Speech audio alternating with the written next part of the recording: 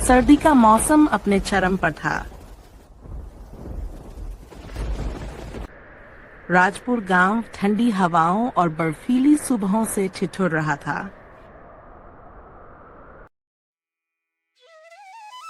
गांव के किनारे एक बड़ा सा पीपल का पेड़ खड़ा था। इसी पेड़ पर पिंकू नाम की एक छोटी चिड़िया रहती थी। पिंकू बहुत चंचल और होशियार थी। एक दिन ठंड में अपने घोंसले में बैठे बैठे उसके दिमाग में एक नया विचार आया। अरे, ये ठंड तो बस बोरियत बढ़ा रही है। क्यों ना कुछ मस्ती की जाए, एक पिकनिक करते हैं। उसने तुरंत अपने दोस्तों को इस योजना के बारे में बताने का सोचा।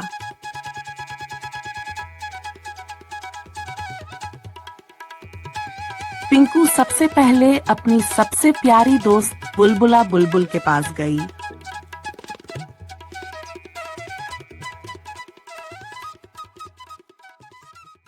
बुलबुला, सुनो, एक जबरदस्त प्लान है। हम सब पिकनिक पर चलते हैं। पिंकू, ठंड में पिकनिक?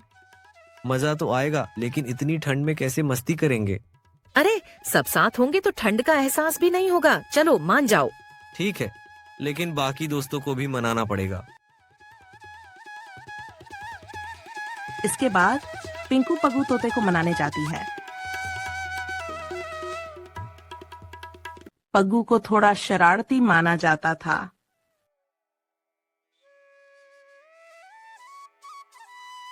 पग्गू, पिकनिक चलेगा? इतनी ठंड में अगर मस्ती होगी तो मैं तैयार हूँ। बुलबुले और पग्गू तोते को मनाने के बाद पिंकू मिट्टी चिड़िया के पास जाती है। पिकनिक का ख्याल अच्छा है, लेकिन क्या यह मुमकिन होगा? सर्दी से बचने का इससे अच्छा तरीका और क्या होगा? बस सब साथ चलेंगे तो मजा आएगा। ठीक है, बुलबुला चल रही है तो मैं भी तैयार हूँ। चलो, ये सब तो मान गए, लेकिन शाम कौवे को मनाना है। ये मान जाए तो पिकनिक का मजा आ जाए।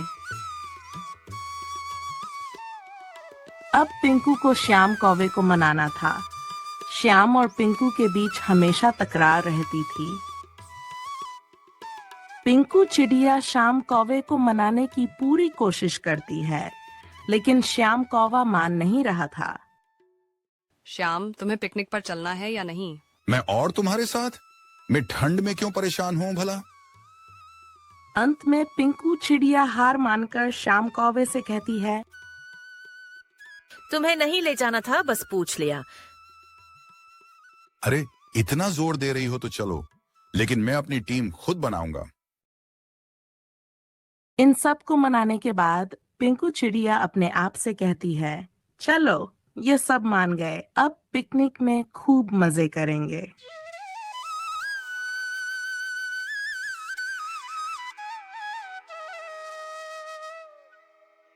अगले दिन सुबह सभी दोस्त पिकनिक के लिए तैयार हो जाते हैं। वाह, ये जगह तो बहुत सुंदर है। सच में यहाँ आकर ठंड भी प्यारी लग रही है। सभी दोस्त पास के जंगल में पिकनिक मनाने पहुंचे। सुबह का समय था। ओस की बूंदों से भीगी घास और हल्की धूप माहौल को और भी खूबसूरत बना रहे थे। चलो सबसे पहले अपने अपने खाने का सामान निकालो। याद रखना, कोई छिपाकर अकेले खाने की कोशिश करेगा तो मेरी शिकायत सुननी पड़ेगी। सभी ने अपने अपने खाने का सामान निकाला। देखो, मैं शहर से पिज्जा लाया हूँ। इतना स्वादिष्ट है कि इसे खाने के बाद तुम्हें और कुछ अच्छा नहीं लगेगा। पगू, पिज्जा ठीक है श्याम भाई, लेकिन समोसे का मुकाबला तो कोई नहीं कर सकता। गरम गरम समोसे खाकर तो ठंड भी भाग जाएगी। अच्छा, पिज्जा और समोसा अपनी जगह ठीक हैं, लेकिन मिठाई के बिना खाना अधूरा है। ये गुलाब जामुन और जलेबी खाने के बाद सब कहेंगे, वाह। तुम सब अपनी अपनी तारीफ कर रहे हो। असली मजा तो तब आएगा जब हम सब मिलकर खाएंगे। यही इस पिकनिक का मकसद है, मिल बांट कर खाना और साथ का आनंद लेना। ये पिज्जा मेरे लिए खास है। देखो इसमें चीज कितना बढ़िया है। चीज तो बढ़िया है, लेकिन अगर इसमें थोड़ा तीखा होता तो और भी मजा आता। इसी तरह सब दोस्त आपस में बातें करते करते खाने का मजा लेते हैं। सभी दोस्तों के खाना खाने के बाद पिंकू के दिमाग में आइडिया आता है। दोस्तों, खाना तो मजेदार था, अब थोड़ी मस्ती करते हैं। ठंड में खेलना और भी मजेदार रहेगा। पगू, खेल? सर्दी में तो हाथ पैर भी हिलाने का मन नहीं करता। कहीं ऐसा तो नहीं कि हम ठंड से जम जाएं? अरे पगू, ठंड भगाने के लिए भागना ही सही रहेगा। चलो कोई ऐसा खेल खेलते हैं जिसमें सर्दी भी दूर हो जाए और मस्ती भी हो। ठीक है, छुपन छुपाई खेलते हैं। सर्दी में सबसे अच्छा खेल है। दौड़ते भागते ठंड का नामो निशान नहीं रहेगा। और कोई पानी के पास मत जाना। सर्दी में ठंडा पानी छूने का तो सवाल ही नहीं। सुन लिया। मैं ऐसी जगह छुपूंगा जहां मुझे कभी ढूंढ ही ना पाओ। पगू, इतना ज्यादा मत सोच, कहीं ऐसा ना हो कि खुद ही ठंड में ठिठुर जाओ। इसी तरह सभी दोस्त छुपन छुपी खेलना तय करते हैं और पिंकू इस खेल के नियम सभी को बताता है। पिंकू चिड़िया ने गिनती शुरू की। 1, 2, 3 गिनने पर सभी छुपने के लिए इधर उधर भागते हैं। पिंकू, पगू, तुम झाड़ी में छुपने की कोशिश कर रहे हो, लेकिन तुम्हारी चोंच बाहर दिख रही है। पकड़ लिया। ओह, मेरी चोंच हर बार मेरी पोल खोल देती है। ठंड में छुपना भी मुश्किल है। मिट्टी, मैं तुम्हें देख रही हूँ। पेड़ की जड़ में छुपने का प्लान अच्छा था, लेकिन मैं तुम्हें ढूंढ ही लेती हूँ। अरे, मुझे लगा था ठंड में तुम जल्दी हार मान जाओगी, लेकिन तुम तो गजब की खोजी हो। आखिर में पिंकू ने श्याम को बड़े पत्थर के पीछे पकड़ लिया। पिंकू, श्याम, तुम्हारा पत्थर वाला आइडिया अच्छा था, लेकिन ठंड में तुम कांपते हुए दिख गए। श्याम, ठंड में पत्थर के पीछे छुपने का आइडिया बेकार था। अगली बार पेड़ की टहनी पर जाऊंगा। मिट्टी, अरे इतनी ठंड में अब तो 1 कप गरम चाय मिल जाए तो मजा आ जाए। हाँ, सच में गरम गरम चाय इस ठंड को भगा देगी। लेकिन हम सबकी चाय कौन बनाएगा? क्यों ना चाय बनाने का मुकाबला किया जाए। इससे ठंड भी दूर होगी और मस्ती भी होगी। चाय बनाने का मुकाबला? हाँ, मैं पहले ही कह सकता हूँ कि मेरी चाय सबसे बेहतर होगी। तुम सब मेरी बराबरी नहीं कर सकते।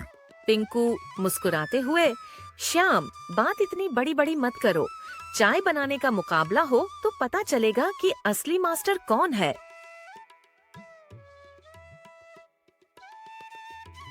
इसी तरह सभी दोस्तों के बीच चाय का मुकाबला होता है। इसमें पिंकू की टीम से पिंकू और मिट्टी चिड़िया, और कालू की टीम से कालू कौवा और पगू तोता। मोनू, मैं टेस्टिंग करूंगा। मैं निष्पक्ष रहूंगा और सबसे अच्छा फैसला करूंगा। तुम सब अपनी अपनी चाय बनाओ और मैं तय करूंगा कि किसकी चाय सबसे बेहतर है। पिंकू मिट्टी से, मिट्टी, ध्यान रखना, चाय में अदरक, इलायची और थोड़ी सी लौंग डालनी है। यह ठंड के लिए परफेक्ट रहेगा। मिट्टी, समझ गई पिंकू, तुम पत्ती डालो, मैं दूध गरम करती हूँ। श्याम, पगू, चाय में थोड़ा ज्यादा पत्तियां डाल दो और उसमें कुछ नीम की पत्तियां भी मिला दो। इससे चाय का रंग गहरा हो जाएगा और लगेगा कि हमने बहुत बेहतरीन चाय बनाई है। पगू चौंकते हुए, क्या नीम की पत्तियां? ये तो कड़वा कर देंगी। श्याम, अरे फिक्र मत करो, नीम की पत्तियां थोड़ी ही डालेंगे। इससे कोई समझ नहीं पाएगा और हम मुकाबला जीत जाएंगे। मोनू, श्याम की चाय चखते हुए, ये चाय बहुत तेज है। रंग अच्छा है, लेकिन इसमें हल्की सी कड़वाहट भी आ रही है। मोनू, श्याम, सच सच बताओ, तुमने चाय में क्या डाला था? पगू श्याम की पोल खोलते हुए, मोनू, श्याम ने चाय में नीम की पत्तियां डाली थीं ताकि रंग गहरा लगे। मोनू आश्चर्य से, नीम की पत्तियां? श्याम, ये तो सरासर चीटिंग है। श्याम शर्मिंदा होकर, ठीक है, मैं मानता हूं कि मैंने चीटिंग की, लेकिन यह मुकाबला मजेदार बनाने के लिए किया था। मोनू, इस मुकाबले की विजेता है पिंकू की टीम। उनकी चाय में सच्चाई, स्वाद और मेहनत का संतुलन था। सुजानगढ़ एक ऐसा गांव था जहां जानवर इंसानों की तरह रहते थे। वहां हर कोई अपने अपने काम में व्यस्त था। राजू घोड़ा खेती करता था, चुन्नू गधा पानी डोता था, मुन्नू बिल्ली दूध की देखभाल करती थी। और इसी गांव में रहती थी पिंकू, एक चुलबुली चिड़िया। पिंकू की सोच सबसे अलग थी। वो हमेशा कुछ नया करने की सोचती। एक दिन ठंडी सर्दियों की धूप में बैठकर उसने सोचा, सर्दियों का मौसम है, लोग मीठा खाना पसंद करते हैं, क्यों ना सोन पापड़ी का बिजनेस शुरू करूं। पिंकू ने अपनी दोस्तों को बुलाई, तोता, बबलू खरगोश और डोलू कछुआ। दोस्तों, मैं सोन पापड़ी बनाने का काम शुरू करना चाहती हूँ, तुम्हारी मदद चाहिए। बंटी, वाह, ये तो बढ़िया आइडिया है। मैं चीनी और सूजी लाने में मदद करूंगा।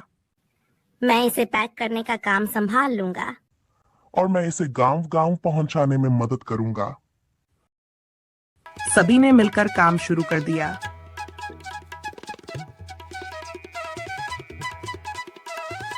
कुछ ही दिनों में पिंकू की सोन पापड़ी पूरे गांव में फेमस हो गई। लोग दूर दूर से सोन पापड़ी खरीदने आने लगे। सुजानगढ़ के पास अलीगढ़ नाम का एक और गांव था। वहां एक काला कौवा रहता था जिसका नाम काला था। काला कौवा बहुत ही चालाक और घमंडी था। जब उसने सुना कि पिंकू का सोन पापड़ी बिजनेस पूरे इलाके में धूम मचा रहा है तो उसे जलन हुई। काला, ये छोटी सी चिड़िया कैसे इतना बड़ा बिजनेस चला सकती है? मुझे इसका बिजनेस बंद करवाना होगा। अब मैं उसे दिखाऊंगा कि असली बिजनेस कैसे होता है। वह अपने आदमियों से सुजानगढ़ में अफवाहें फैलाने को कहता है। अरे भाई, मानना पड़ेगा, पिंकू ने जो सोन पापड़ी का बिजनेस आइडिया निकाला वो सुपरहिट है। सही कह रही हो टिंकू, सर्दियों में सोन पापड़ी खाने का मजा ही अलग है। कुरकुरी, मीठी और मुंह में घुल जाने वाली। वाह! अरे, मैंने सुना है पिंकू की सोन पापड़ी में चीनी कम होती है। कालूराम की सोन पापड़ी ज्यादा अच्छी है। हाँ भाई, सच में। अरे तो क्या हम बस सुनते रहेंगे? चलो कालूराम, उस सोन पापड़ी का स्वाद चखते हैं। हाँ, चलो चलते हैं। कुछ जानवर उसकी बातों में आ जाते हैं। पिंकू और उसके दोस्त इस चाल को समझ जाते हैं। पिंकू, दोस्तों, हमें कुछ करना होगा। अगर जानवरों को हमारा स्वाद पसंद है तो वे हमारे पास जरूर आएंगे। जग्गू, तो क्या करोगी? हम फ्री टेस्टिंग शुरू करेंगे। जो भी आएगा उसे एक टुकड़ा मुफ्त देंगे। हमारा स्वाद खुद बोलेगा। पिंकू ने योजना के मुताबिक दुकान के सामने फ्री टेस्टिंग शुरू की। हर कोई सोन पापड़ी चखता और तारीफ करता। धीरे धीरे कालूराम की अफवाहें खत्म होने लगती हैं। कालूराम खुद दुकान खोलकर सुजानगढ़ में सोन पापड़ी बेचने आता है। कालू, आओ, सस्ती और स्वादिष्ट सोन पापड़ी लो। लेकिन उसकी सोन पापड़ी का स्वाद अच्छा नहीं था। जानवर उसकी दुकान पर आते, लेकिन फिर पिंकू की दुकान पर लौट जाते। देखा कालूराम, मेहनत और ईमानदारी का कोई मुकाबला नहीं। चालाकी से कुछ नहीं होता। कालूराम हार मानने को तैयार नहीं था। वह रात में पिंकू की दुकान तोड़ने की योजना बनाता है। सुरेश कछुआ कालूराम की योजना सुन लेता है और पिंकू को सचेत करता है। पिंकू, कालूराम आज रात तुम्हारी दुकान तोड़ने आएगा। हमें कुछ करना होगा। थैंक यू सुरेश, हमें चालाकी से काम लेना होगा। पिंकू और उसके दोस्तों ने दुकान के चारों ओर कांटेदार छाड़ियां बिछा दी। रात में जब कालूराम आया तो वह कांटों में फंस गया। बचाओ, कोई मुझे निकालो।